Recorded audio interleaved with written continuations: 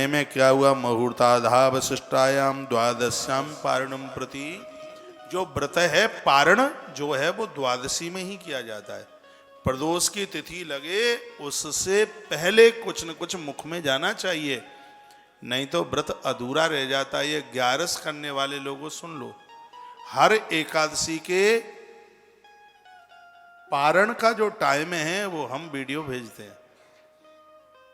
यदि द्वादशी चली गई, पारण का टाइम चला गया, तो व्रत अधूरा रह गया है। अब ये सुनो, ये द्वादशी वाली एकादशी करते थे दूसरे दिन वाली, अब उसमें प्रदोष लगने वाला था, 1 घड़ी बची थी बस द्वादशी, वो तो सबकी सब जाने वाली थी। तो ब्राह्मणों को वह कहने लगे कि मुहूर्ताधा वशिष्ठायाम द्वादश्याम पारणम प्रति। द्वादशी 1 घड़ी बस बची है, चिंत्यामास धर्मज्ञो दुजैस्त धर्म संकटे। मैं हे ब्राह्मण देवताओं में धर्म संकट में हूं, क्या करूं। मैंने साधु को न्योता दिया है, उनको बिना खिलाए मैं कुछ खा भी नहीं सकता, और उतने में लग जाएगा फिर जाके प्रदोष। द्वादशी 1 ही घड़ी बची है, अब क्या करें।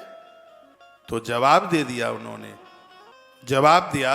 कहा ब्राह्मणात् कृपे दोषो द्वादश्याम यद पारणे यद कृत्वा साध में भुआ धर्मवान मास प्रदितेत। तो इन्होंने क्या कहा कि मैंने यदि द्वादशी में पारण ना किया तो भी अपराध लग जाएगा, और साधु को नहीं जमाया तो भी अपराध लग जाएगा। अब मैं ऐसी स्थिति में क्या करूं। तो ब्राह्मण देवताओं ने कहा कि इत्तप प्राज राजर्षि चिंतन मनसा अच्युतम। हे राजा, आप किसी भी प्रकार की चिंता न करें। प्राहुरभ्य भक्षणम विप्रायश्चितम नास्तम चत अंबसा केवले नाथे करसे व्रत पारण। आप अपने मुख में जल डाल लो, जल अन्न में भी आता है और अन्न में भी नहीं आता। तो आप हाथ में जल लेकर के आचमन कर लो, जिससे अतिथि का सत्कार भी बच जाएगा और आपका व्रत भी बच जाएगा। तो उसी समय राजा ने हाथ आगे लिया, तुलसी पत्र डाल करके उसमें उन्होंने 3 आचमन जल के कर लिए। ये होना चाहिए। तो ये उन्होंने डालिया। इतने में दुर्वासा यमुना कूलात कृता आवश्यक आगता। वो तो क्रोधी महात्मा था, लाल मिर्च नाक में रखी किसी किसाई, ये समझ लो। वो तो नहा धो करके, वो तो बड़ा तपस्वी महात्मा है, उसने तो समाधि में ही देख लिया, अच्छा राजा ने पारण कर लिया। तो रागाभिनंदस्तस्य बुबुधे चेष्टतम दिया। तो सीधे दौड़ते क्रोध के मारे आग बबूला हो रहे आए। मन्नुना प्रचलत गात्रो भ्रकुटी कुटल नाननहा चितसा सुतराम कृतान जल में भासता। उस समय दुर्वासा जी बहुत भूखे थे, और ब्राह्मण भूखा हो तो सीधा शेर समझ लो। फिर भूखा ब्राह्मण, उसके आगे मत पड़ जाना। हाँ, इसके आगे तो तभी पड़े जब चकाचक नाक तक भरा हो। नाक तक भरा होगा तो 100 आशीर्वाद एक संग, और यदि भूखा हो तो सीधा का सीधा शेर की तरह समझो उसे। अब भूखा ब्राह्मण महात्मा दुर्वासा कई दिनों से कुछ खाया नहीं। स्पष्ट इसमें लिखा है उस समय दुर्वासा जी बहुत भारी भूखे थे, और उन्होंने समझ लिया कि राजा ने पारण कर लिया है। तो क्रोध के मारे वो थर थर कांपने लगे। क्रोध में व्यक्ति थर थर कांपता है बेरिया की तरह, और भाव को चढ़ जाने से उनका मुंह भी विकराल दिखने लगा। तब उन्होंने राजा को डांट करके कहा, अम्बरीश को डांट के कहा, श्रियो न तस् पश्यता धर्मवत् कर्मः विष्णु रक्तस्तस्त मानेना। हमें बुला करके तूने हमारा अपमान किया और हमें बिना जिमाए और तूने पारण कर लिया। हे राजन, मैं तुझे जला दूंगा।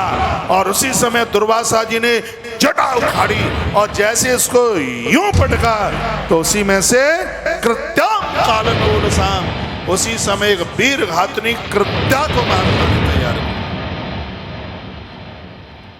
महात्मा की जटा से कृत्या प्रकट हो गई। कृत्या, अब कृत्या राजा को मारने को दौड़ी। अम्बरीश राजा को कृत्या मारने को दौड़ी। पहले के साधुओं में बड़ा क्रोध होता था, लेकिन उनका क्रोध भी तपस्या के ही द्वारा था। वो श्राप और वरदान देने में बड़े सक्षम थे, और उनका क्रोध निराधार होता नहीं। इतना क्रोध कृत्या केस में से प्रकट हो गई और कृत्या राजा को मारने के लिए जैसे ही चली तो उसे यज्ञ में भगवान ने सुदर्शन चक्र को आज्ञा दे दी थी कि राजा का बॉडीगार्ड बन के रहना, कोई दिक्कत ना हो। सो सबसे पहले तो सुदर्शन चक्र ने कृत्या का खेल तमाम कर दिया और अब सुदर्शन चक्र लग लिए बाबा जी के पीछे, दुर्वासा जी के पीछे। अब सुदर्शन चक्र को तो आज्ञा मिली है, वो ये थोड़ी देखेगा कि बाबा दुर्वासा है, उसको तो नारायण की आज्ञा का पालन करना है। कह दिया कि जो राजा के लिए बुरा सोचे उसका पीछा मन छोड़ना कैसे भी। सो पहले तो कृत्या का खेल तमाम किया। अब श्री सुदर्शन चक्र जी महाराज इनके दुर्वासा जी के पीछे पीछे लग लिए। ददा कृत्ता तम चक्र क्रुद्धा ये मम पावका, जैसे अग्नि का गोला पीछे चले सुदर्शन चक्र ऐसे पीछे पीछे चल रहे थे। दुर्वासा दुर्वे भीतु दीक्षु प्राण प्रविशा, और दुर्वासा जी भागे आगे आगे, लेकिन बचने के लिए कहीं भी कोई स्थान नहीं है। लिखा है दिशो नभा क्षमाम विवरान समुद्रा लोकान, अरे समुद्र में घुस गए दुर्वासा, लेकिन आग का बबूले की तरह है तपता हुआ सुदर्शन चक्र वहां भी चला गया। आकाश में पहुंचे, एक बार नहीं 100 बार कहूंगा, भगत का अपमान करने वाला यदि तपस्वी महात्मा भी होगा तो भगवान के न्याय में उसके लिए भी कोई छूट नहीं होगी भैया, उसको भी दंड झेलना पड़ेगा। इसलिए भजनानंदी का कभी अपमान मत करें, कभी उसका अपमान न करें।